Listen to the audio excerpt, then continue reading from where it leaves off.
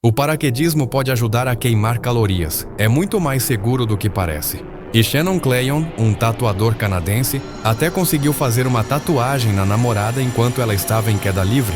Além disso, o renomado paraquedista americano Jay Stokes fez 640 saltos em um único dia.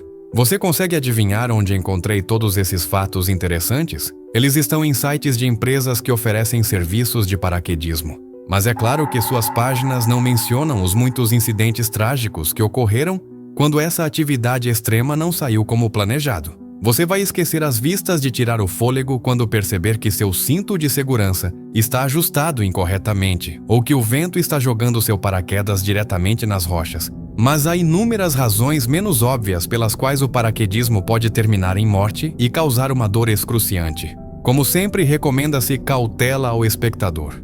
Este vídeo alcançou mais de 1 milhão de visualizações em 2012. Laverne, uma septuagenária de 80 anos da Califórnia, decidiu fazer paraquedismo no seu aniversário, e isso é algo admirável. No início do vídeo, onde Laverne está esperando a decolagem, ela parece muito feliz, mas na parte em que a mulher fica ao lado da porta aberta, você pode ver como suas pernas enfraquecem e seu sorriso desaparece.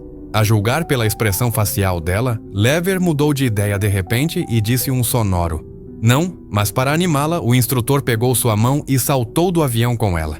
Em segundos, porém, ficou claro que eu deveria ter ouvido Laverne. O ponto é que durante um salto duplo, o cliente fica preso ao instrutor com cintos de segurança. Os principais pontos de fixação podem ser colocados ao redor da cintura, quadris ou ombros. Normalmente, um instrutor profissional verifica os cintos antes do salto para garantir que o cliente esteja confortável e devidamente preso. Mas, de alguma forma, depois da queda, a mulher se soltou dos cintos. Em pânico, ele começou a se agarrar ao instrutor. O resto do material com Laverne foi gravado em terra firme e, felizmente, ela está viva e bem.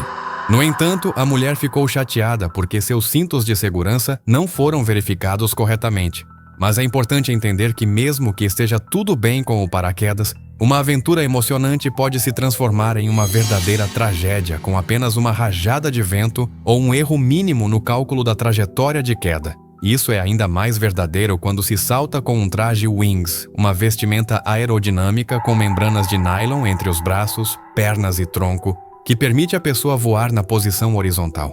Um movimento semelhante ao voo de um pássaro ou de um morcego é usado principalmente por saltadores de base, que nem precisam embarcar em um avião para se locomover, já que com um wingsuit eles podem pular de um penhasco ou outra plataforma elevada. A direção de sua trajetória é controlada pela inclinação dos braços ou pernas. Antes de pousar, eles simplesmente abrem um pequeno paraquedas e pronto. Não parece muito complicado, mas na realidade muitos paraquedistas já sofreram acidentes justamente por não conseguirem administrar corretamente essa orientação. A realidade é que o tempo que eles têm para reagir a um perigo e evitar uma tragédia é de apenas 5 segundos, no máximo.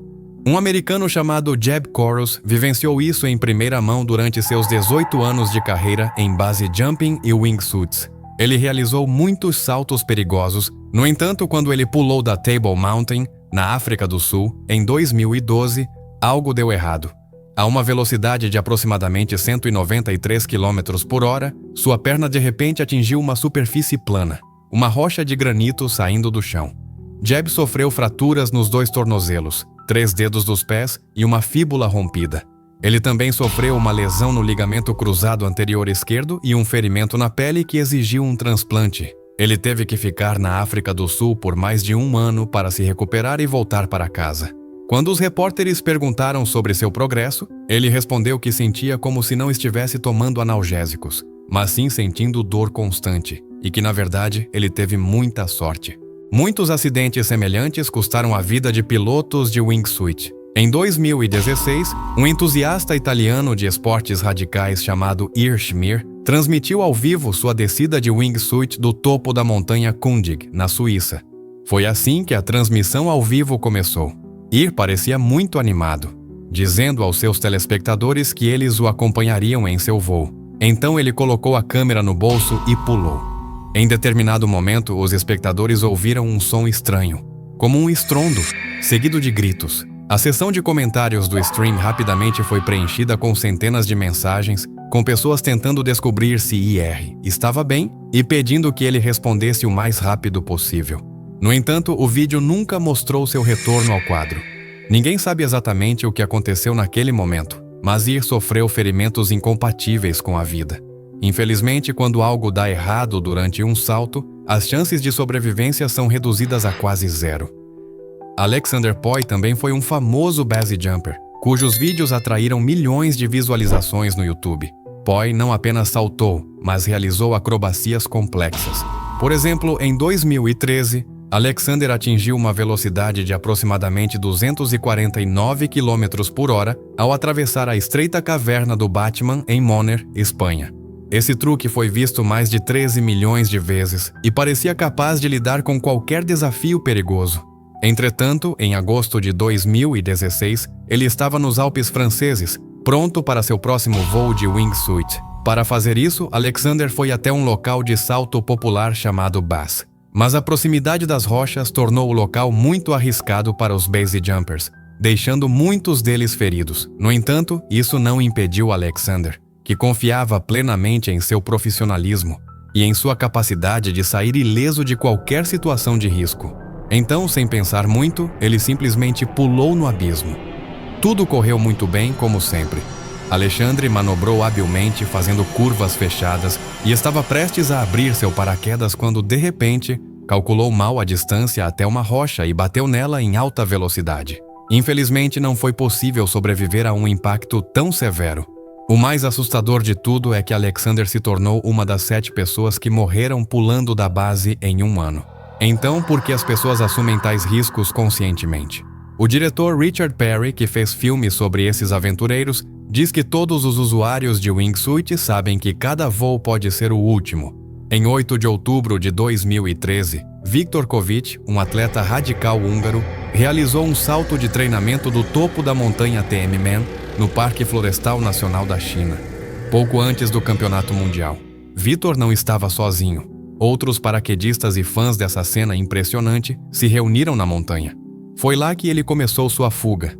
Os espectadores ficaram fascinados enquanto Viktor deslizava pelo parque até desaparecer de vista, e então, 1 ou 2 horas depois, nunca mais se ouviu falar dele.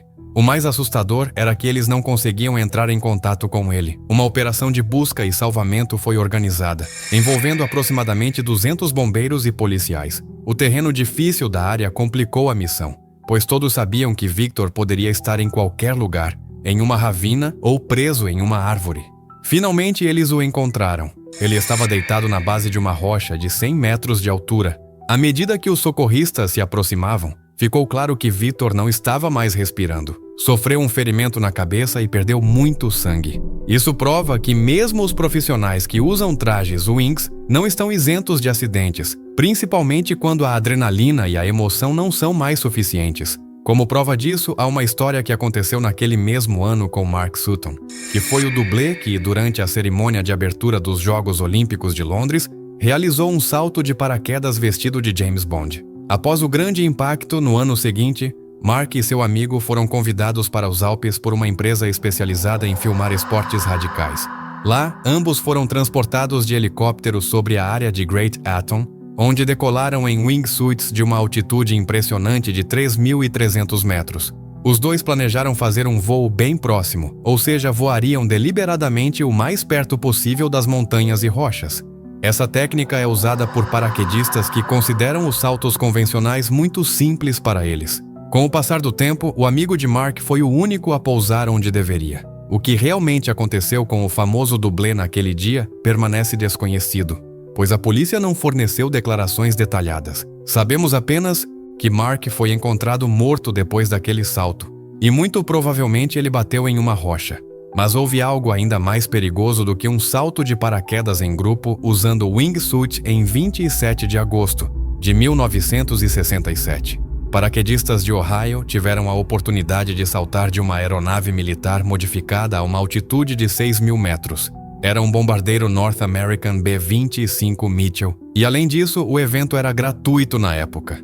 Esse tipo de atividade era relativamente novo e caro, então os amantes da adrenalina aproveitavam todas as oportunidades para se inscrever nessa aventura. 30 pessoas chegaram ao aeroporto Ortner em Wakhan no início da manhã. Ao chegarem, eles descobriram que o voo poderia não ocorrer devido ao aumento da cobertura de nuvens, o que deixou os participantes chateados. Eles tiveram que esperar e esperar que as condições climáticas melhorassem. À tarde, a neblina se dissipou parcialmente e os pilotos decidiram então decolar. Os paraquedistas correram para colocar roupas extras sobre os macacões, pois a temperatura na altitude em que saltariam chegou a menos 34 graus Celsius, e o avião não tinha isolamento nem aquecimento.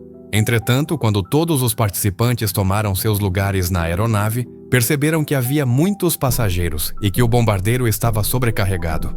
Portanto, os paraquedistas menos experientes foram convidados a deixar seus cargos em favor de seus colegas mais experientes. Os participantes que permaneceram no solo assistiram com nostalgia enquanto o avião decolava sem eles, sem saber que esse infeliz acontecimento acabaria salvando suas vidas. Nesse momento, o piloto do bombardeiro confiou apenas nas instruções do despachante para manter a trajetória de voo, pois a neblina permanecia bastante espessa, dificultando a navegação da aeronave. Quando o despachante informou que o avião havia feito uma curva em U sobre Ortner, ele deu permissão para saltar. Os paraquedistas correram em direção à porta aberta, sem ver nada além da névoa lá fora. No entanto, eles decidiram pular, ignorando as regulamentações da Administração Federal de Aviação. Espero que você tenha gostado dessa viagem incrível. Inscreva-se e não perca nosso próximo vídeo. Até a próxima!